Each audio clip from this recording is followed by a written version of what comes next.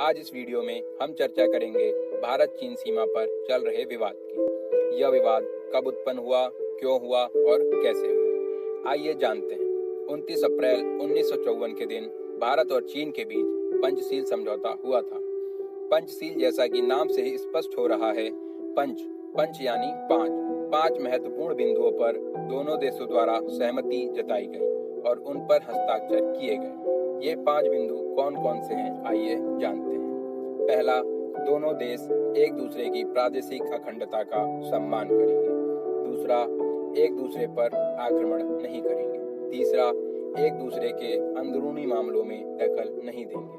चौथा, सामान और लाभकारी संबंध बनाए रखेंगे।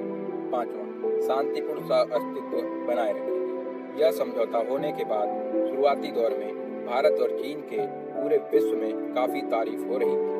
पूरा विश्व कह रहा था भारत और चीन ने शांति बनाए रखने के लिए एक नई मिसाल पेश की है। इसी समझौते के बाद हिंदी चीनी भाई भाई के नारे लगने लगे थे।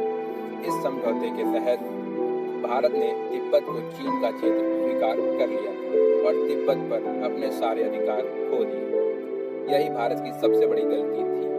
इस पर जवाहरलाल नेहरू का कहना था कि हमें शांति बनाए रखने पर ध्यान देना चाहिए और उनका कहना था कि हमें यह नहीं भूलना चाहिए कि हमें चीन जैसा दोस्त मिला।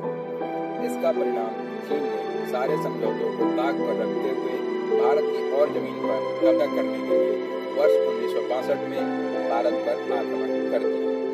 चीन के 80,000 सैनिक सीमा पर तैनात थे, जबकि भारत के केवल 10,000 सैनिक, और इसका परिणाम यह हुआ कि भारत युद्ध हार गया। इसी के साथ चीन ने भारत की और जमीन पर कब्जा भी कर लिया। यहीं से भारत और चीन सीमा के बीच विवाद उत्पन्न हुआ।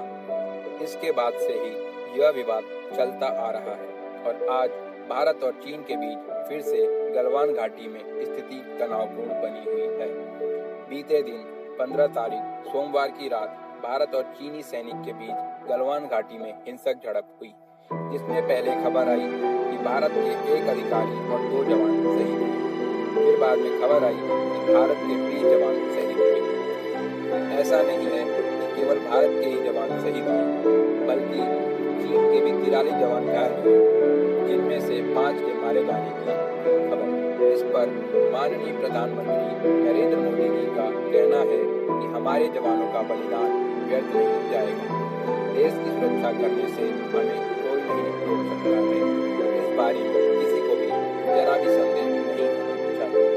और इस पर अमित शाह ने कहा है कि मैं उन परिवारों को नमन करता हूँ जिन्होंने देश की सेना को ऐसे वीर सपूत दिए। इस शहादत के लिए भारत हमेशा सैनिकों का आभारी रहेगा।